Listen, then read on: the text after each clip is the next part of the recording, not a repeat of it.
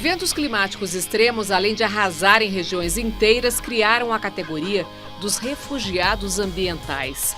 Milhares de pessoas são obrigadas a migrar para um território desconhecido, sem saber ao certo o que terão de enfrentar. Relatório recente do Banco Mundial faz um grave alerta.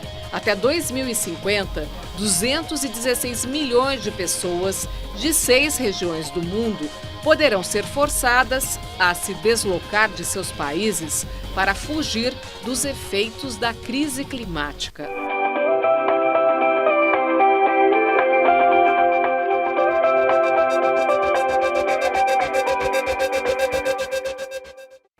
O drama dos refugiados ambientais é um dos destaques do Repórter Eco de hoje sobre temas em discussão na COP26, a Conferência da ONU sobre Mudanças Climáticas, que acontece até 12 de novembro em Glasgow, na Escócia. E você vai ver também. Saiba quando e como a humanidade começou a alterar o clima na Terra, emitindo poluentes que colocam em risco a vida no planeta. Cientistas afirmam que é preciso investir mais em energias limpas e renováveis, mas no Brasil o ritmo ainda é lento. E campanha do Instituto Escolhas alerta a sociedade: chega de financiar os desmatamentos. É possível produzir comida sem destruir a floresta e sem emitir gases do efeito estufa.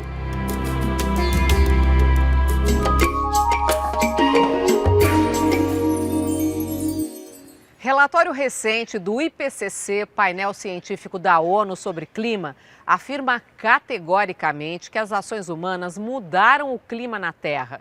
A partir da Revolução Industrial no século XVIII, a humanidade passou a queimar derivados de petróleo e carvão para gerar energia. E essa queima emite gases que intensificam o efeito estufa do planeta.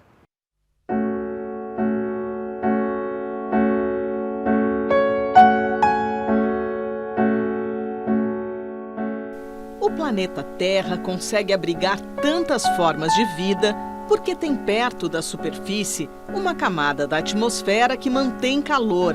Existimos graças ao efeito estufa. Mas ao queimar petróleo, carvão e gás e jogar para o alto gases poluentes como CO2, provocamos um superaquecimento dessa camada. É como se um cobertor grosso, que não deixa o calor escapar, estivesse acima das nossas cabeças. Nos últimos 150 anos, a temperatura média da Terra aumentou 1,1 graus Celsius. Parece pouco, mas cientistas estudiosos do clima do mundo todo alertam há mais de 30 anos que isso causa enorme desequilíbrio. No Brasil, nós temos como maior impacto o desmatamento, principalmente o desmatamento da Amazônia. O desmatamento libera esse carbono que está retido no solo e nas árvores. Aqui, historicamente, no Brasil, cerca de 55% de todas as nossas emissões vem de desmatamento. No Brasil, veja, em 50 anos, desde que nós começamos essa famigerada transamazônica,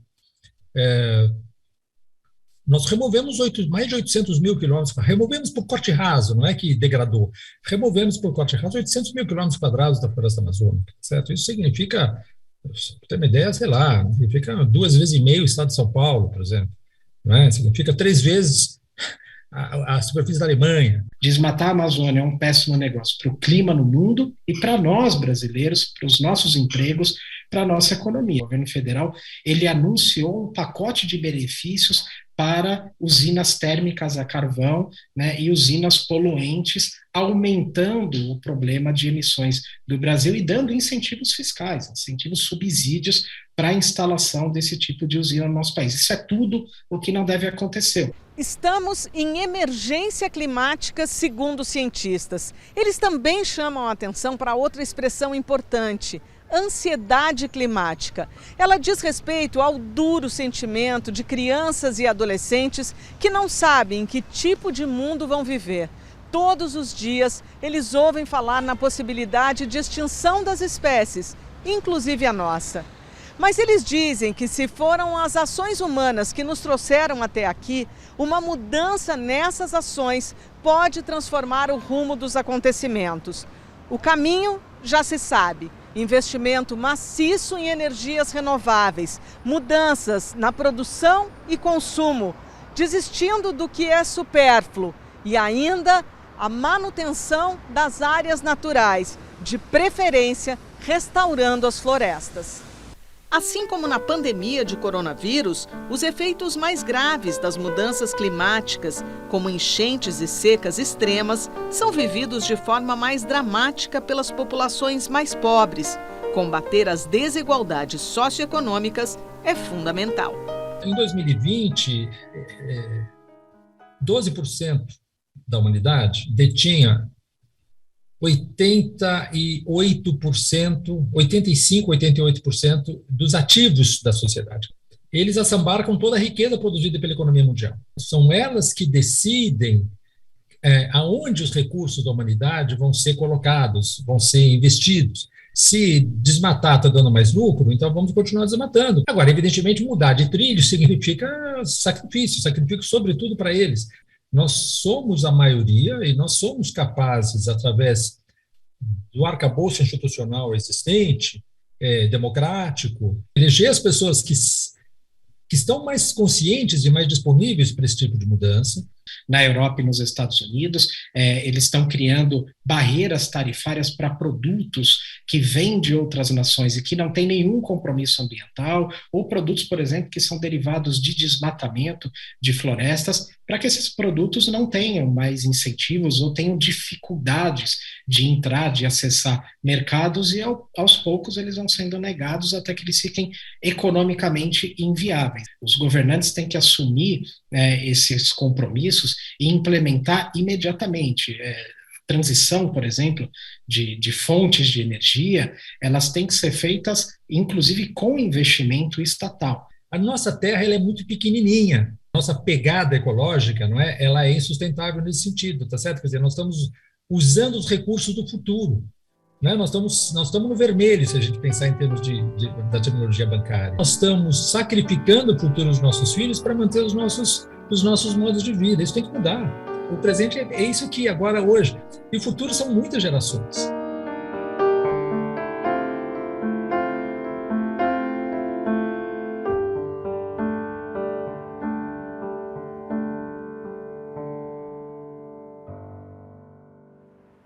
Agora, vamos às notícias socioambientais que tiveram destaque na semana.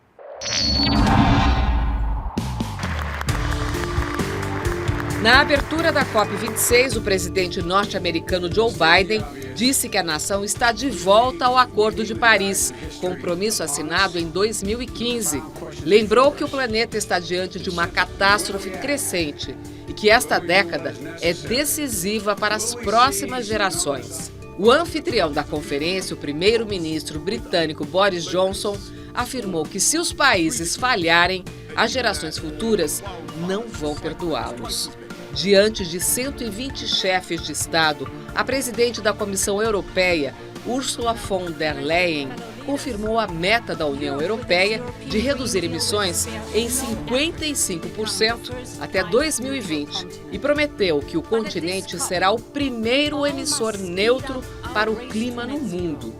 O Brasil, um dos 5 maiores poluidores do planeta, chegou desacreditado, com recordes de desmatamentos e retrocesso ambiental.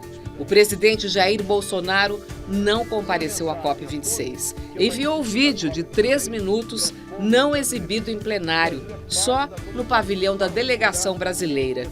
Disse que o Brasil sempre foi parte da solução, não do problema das mudanças climáticas, e que está alinhado às ações globais. Mas não convenceu os participantes. Em transmissão simultânea feita a partir de Brasília, o ministro do Meio Ambiente, Joaquim Leite, anunciou que a nova meta climática elevaria de 43% para 50% a redução das emissões de gases poluentes até 2030 e de neutralidade de carbono até 2050. Para isso, o governo federal se comprometeu a reduzir o desmatamento ilegal. entre o ano que vem e 2024 em 15%, entre 2025 e 2026 em 40% e em 50% em 2027, zerando a prática no ano seguinte. Ambientalistas criticaram, dizendo que a meta é a mesma assumida pelo país em 2015 no Acordo de Paris e que o governo voltou atrás, depois de desistir das pedaladas climáticas que elevavam e não diminuíam as emissões. A única brasileira a discursar na abertura da COP26 foi a jovem indígena Chay Suruí, de 24 anos. Nascida no povo Suruí, em Rondônia, ela é filha de Almir Suruí, um dos líderes indígenas mais atuantes na defesa da Amazônia. Falando inglês, Chay apontou a urgência de medidas para frear as mudanças climáticas. Advertiu que os defensores da terra estão sendo ameaçados e mortos e ressaltou a importância dos povos indígenas na preservação da floresta. Indigenous peoples are in the front line of the climate emergency. A surpresa foi o pedido de demissão em plena COP26 do coordenador executivo do Fórum Brasileiro de Mudança do Clima. Sem criticar o governo, Oswaldo Lucon alegou que a conferência poderia ser melhor aproveitada e que tentou, mas não conseguiu. Nos primeiros dias da Conferência da ONU, com a presença dos líderes mundiais, foram fechados acordos importantes. Primeiro, foi o compromisso de corte de 30% nas emissões de metano até 2030. Sob pressão dos Estados Unidos, o Brasil aderiu ao acordo. Emitido pelo sistema digestivo do gado e por plantações como a do arroz, o metano é mais nocivo que o gás carbônico. Corresponde a 17% das emissões de gases de efeito estufa. Grandes poluidores, como China, Índia e Rússia, não aderiram. Outro acordo também apoiado pelo Brasil e que desta vez teve a adesão da China foi o que prevê o desmatamento zero até 2030. Também foi assinado por 77 países compromisso para abandonar o uso de carvão. Os países ricos em 2030 e as nações mais pobres em 2040. O carvão, combustível fóssil altamente poluente, é responsável pela geração de 37% da eletricidade no mundo. A China e os Estados Unidos, os dois maiores poluidores, ficaram fora do acordo. E você vai ver logo mais aqui no Repórter Eco. Conheça a campanha do Instituto Escolhas que pede à sociedade: chega de financiar o desmatamento. E informa que é possível produzir comida sem destruir a floresta e sem emitir gases do efeito estufa.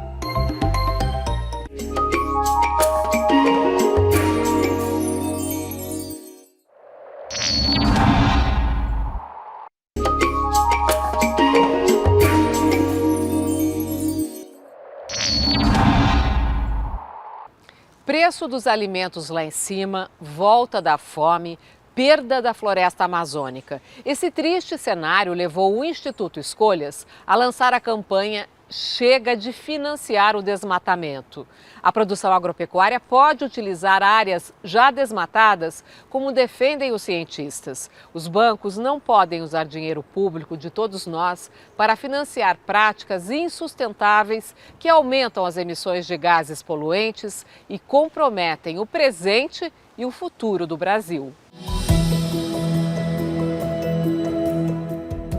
Amazônia desmatada, inflação lá em cima, dificuldade para botar comida na mesa.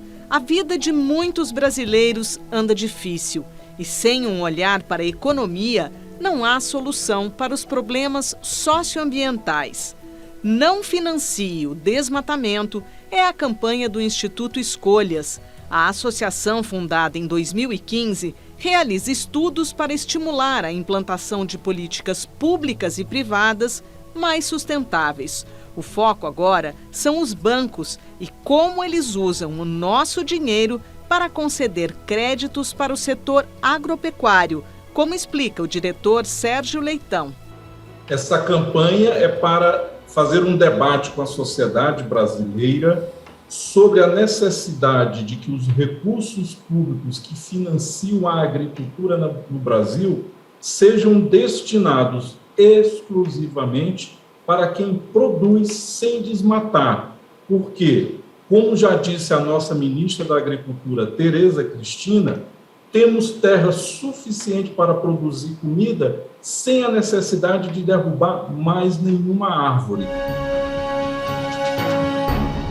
O Instituto Escolhas afirma ainda que terras públicas que pertencem a todos os brasileiros são ocupadas ilegalmente, desmatadas e os invasores ainda viram proprietários delas. Do ponto de vista da produção, isso não interessa ao país. E o preço no açougue do Brasil não diminuiu, pelo contrário, a gente teve uma baixa profunda do consumo de carne da população, talvez seja o menor dos últimos 27 anos. A ONG Repórter Brasil lançou uma matéria dizendo o seguinte, que 46 milhões de reais foram liberados para financiamentos em frigoríficos na região norte do país. E de 25 frigoríficos, o Ministério Público encontrou 6 que estavam ligados não só ao desmatamento, mas também ao trabalho escravo. Isso é um dado que confirma a campanha de vocês? Isso é um dado que confirma, que mostra que, infelizmente, o país financia o desmatamento, financia os frigoríficos que são parte do elo, né, dessa cadeia de destruição da floresta amazônica, mostra que os controles existentes nos bancos brasileiros são extremamente frágeis. Na hora que o banco recebesse um alerta do INPE, que tem os satélites mostrando o desmatamento, aquilo acenderia uma luz vermelha e os bancos iriam olhar com lupa o que está acontecendo na região. Mas não, os bancos, na época da modernidade, trabalham com um controle que eu chamaria de cartorial, de papel, que vai estar sempre olhando para trás, pelo retrovisor, o desmatamento que já ocorreu há muitos e muitos anos ou há muito tempo. E o que é importante olhar? O financiamento que eu estou concedendo agora. Vocês fizeram as contas em relação às emissões para a produção de carne, quando há um desmatamento, uma nova abertura de área e a produção a partir das áreas que já estão desmatadas? Quando a gente olha essas emissões causadas pelo desmatamento, a cidade que mais emite gases de efeito estufa no Brasil não é São Paulo, não é Belo Horizonte, não é Fortaleza, é São Félix do Xingu, no Pará, por conta exatamente do desmatamento e da criação de boi. E aí, se houvesse um país chamado Pecuária Brasil, seria o 20º maior emissor de gases de efeito estufa. Ele emitiria ou emite igual ao que emite a Argentina e a Inglaterra. Exatamente porque essa pecuária avança sobre floresta, queima, desmata, emite gases de efeito estufa. Para a gente ter uma ideia, a média do Brasil é 23 quilos de gases de efeito estufa, de CO2, por quilo de carne. Quando a gente vai para a Amazônia, essa média salta para 143. Quando a gente olha algumas regiões da Amazônia, como é o caso, por exemplo, de Roraima, chega a 783 quilos de CO2 por quilo de carne. O que a gente quer é compromisso efetivo com a produtividade da nossa agricultura, com o barateamento da comida na mesa do brasileiro e com o fim do desmatamento que tanto mal faz a imagem do Brasil lá fora.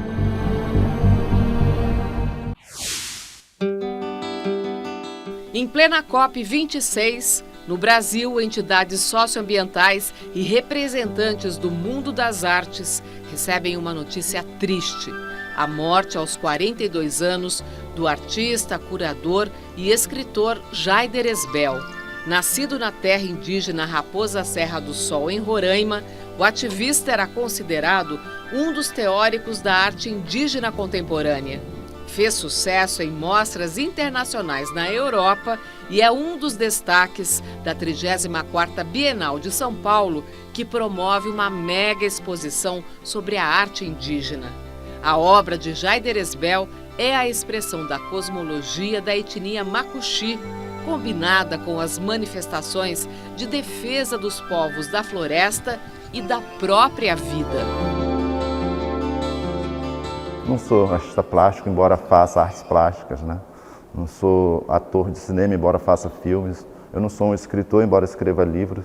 Eu sou uma pessoa muito sensível que acredita na educação, na arte, na mídia, acredito nas pessoas, acredito em mim mesmo, acredito na vida. Onde tem floresta preservada, tem vida pulsante, tem oxigenação, tem reverberação de coisas múltiplas. Então, essencialmente, devemos preservar a floresta. Uma existência marcante que ficará guardada na memória dos que preservam, respeitam e admiram a arte e a cultura indígena brasileira. E veja a seguir, aqui no Repórter Eco. Os extremos climáticos causados pelas ações humanas geram milhões de refugiados ambientais que buscam um lugar melhor e mais seguro no mundo.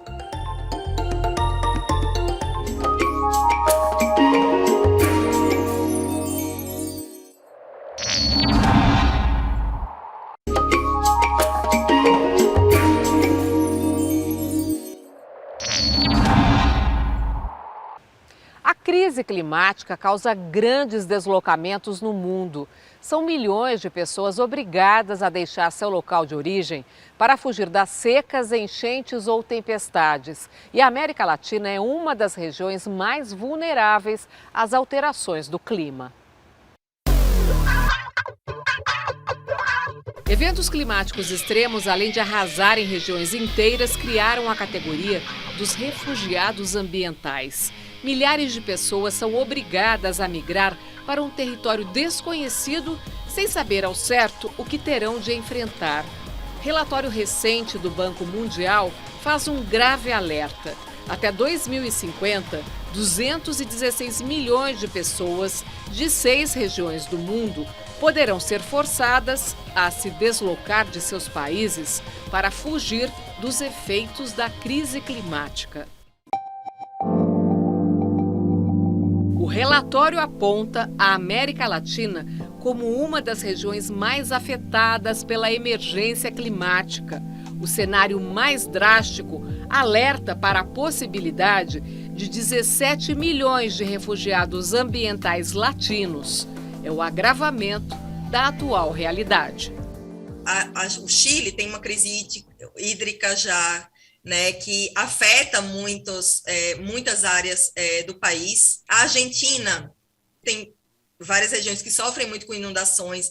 O Brasil é um país que tem uma diversidade incrível de eventos, por exemplo, como seca, né? A gente tem colapso hídrico em vários locais do país. A gente tem a Amazônia aí com extremos climáticos que estão se agravando. A Colômbia também sofre com a seca.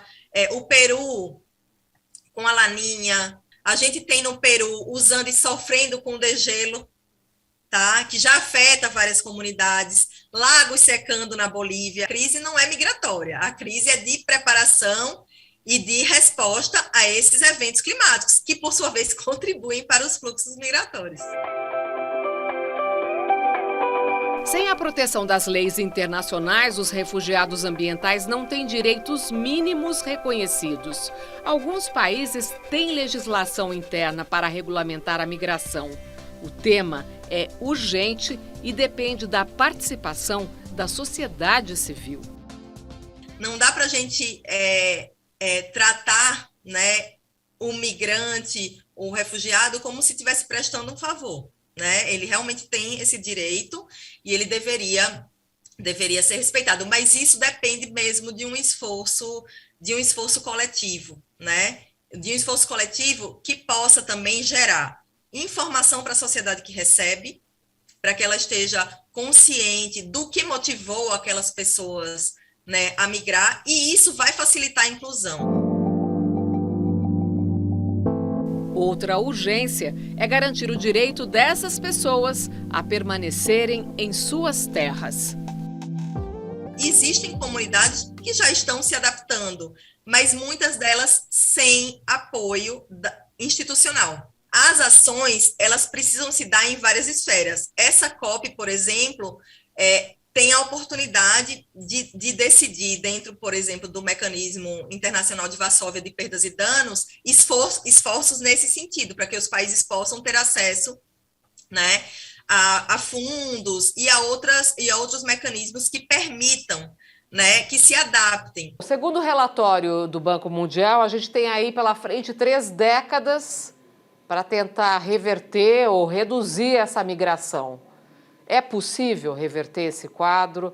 Quais são as ações urgentes que precisam ser tomadas? É possível, sim. Não é um cenário totalmente apocalíptico, mas conseguimos transformar esse quadro e reduzir até 80% das pessoas que vão se deslocar. Então, desses 216 milhões, a gente consegue reduzir isso para 40 milhões se algumas ações de mitigação forem tomadas. E aí a gente está falando principalmente de eliminar o uso de petróleo, gás e carvão, interromper o desmatamento em regiões de florestas tropicais no mundo, acelerar a transição por veículos elétricos, aumentar o investimento em energias renováveis, por exemplo, como solar, eólica e hídrica. Então, essas ações certamente vão reduzir os cenários de aquecimento global e, consequentemente, os seus impactos nas pessoas e no planeta.